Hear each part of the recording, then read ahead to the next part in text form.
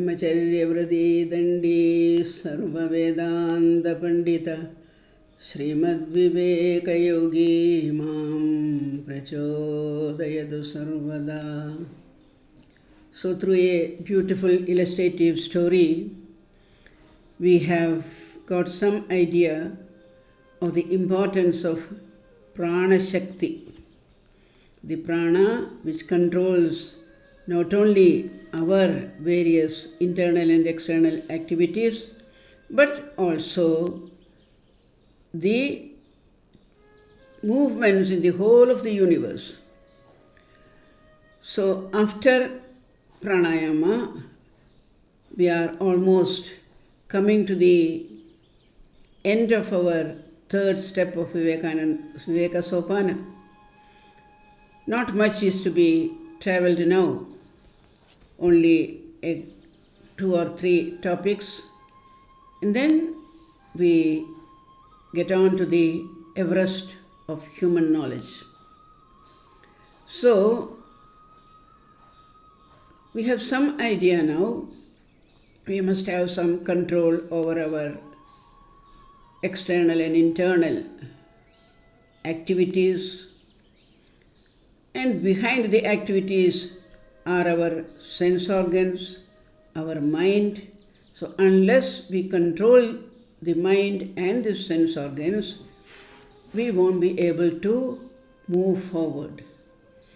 As I insist, the security check will say, no, I'm not going to give you a clean chit. Remove your bag. Still many more unwanted things which you are carrying. So, now what is remaining? You are saying, yes, there is something. Our attachment. I am attached. Actually, nothing is there. My wife, children, property. I am not carrying anything. No document, nothing. But still, in our mind, there is attachment. Love for the wife and children. Love for the position I occupied. Love for the wealth I have accumulated. Those who have read Devi Mahatmya would know how that king and the Vaishya, when they were discussing between them what they have left behind, how emotional they were becoming. My property, my land, the animals whom I reared, all those were lying heavily in their mind due to simple attachment. So, this attachment has been taken very seriously by our teachers. Satsangatve nisangatvam. Unless some detachment is practiced, we would be very heavy on our movement. We can't move fast at all. Or maybe we will fall down somewhere. But sometimes, it is very, very rare. In Bhagavata, we comes across a story of that man who in his last minute, called Narayana. He had lived such an utterly miserable life, but fortunately, in the last minute, he gave up everything and called on to his son Narayana, and the reverberations of that japa went to Vaikuntha, and Vishnu's servants came to take him. That is all very, very rare cases. We don't come anywhere near that.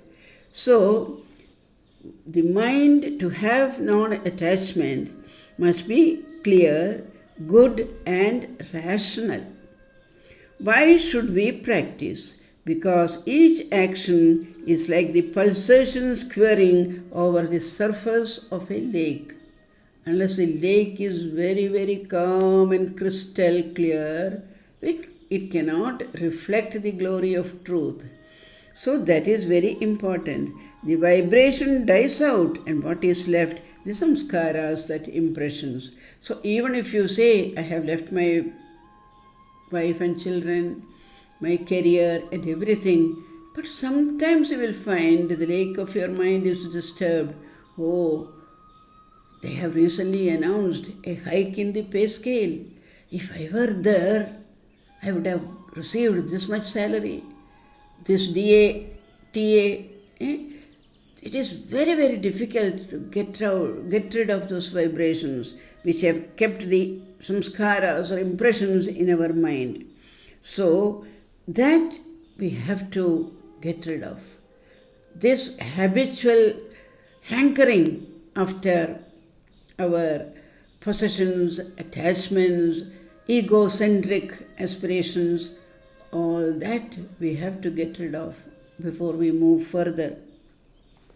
So Swamiji says, the only remedy for these bad habits is counter habits. This is where Bhakti Yoga also will help us. All the bad habits that have left their impressions are to be controlled by good habits. Go on doing good. So we come back to our Karma Yoga step. Go on doing good things, thinking holy thoughts continuously. Bhakti Yoga. That is the only way to suppress base impressions. Never say any man is hopeless, because he only represents a character, a bundle of habits which can be checked by new and better ones. Character is repeated habits, and repeated habits alone can transform or reform the character. So, even though we feel we have come away from Karma Yoga, we have mastered Karma Yoga, Bhakti Yoga, no. When this Nisangatva is to be practiced, we have to again resort to our activities, our thought of God, our surrender. We have to check up all of them and see asangoham, asangoham, asangoham punah punah. Shankaracharya Swami's stotra, asangoham. Nothing can bring me back to that samsara. That should be our attitude. True to the Indian tradition, Swamiji always insisted that character building should form a very important part of true education. We are on the verge of transforming the education scenario of our country. So remember, character building has to be the central theme of that. This is the only way by which the lotus of knowledge in the human mind can be brought to blossom. The real knowledge, not the aparavidya, which will load your mind with lot of information that anybody can have. There is no need for educational reforms. But to instill in us the love of the universal truth, the way to strive for it, to make yourself part of the cosmic whole, and how to build that character.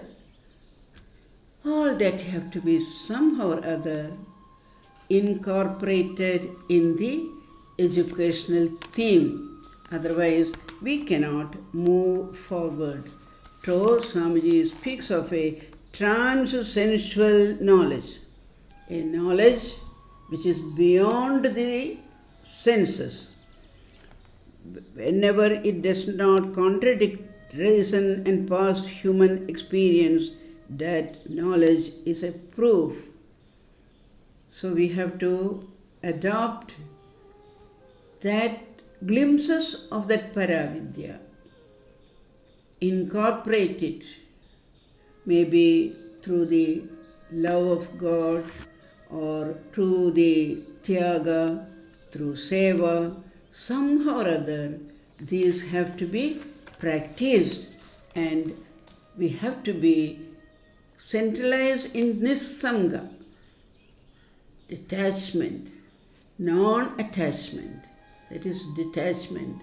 Asangoham, asangoham, asangoham punah punah, Satchidanandarupoham, ahameva ahamavya. That sort of a centralization is possible in Bhaja Govindam.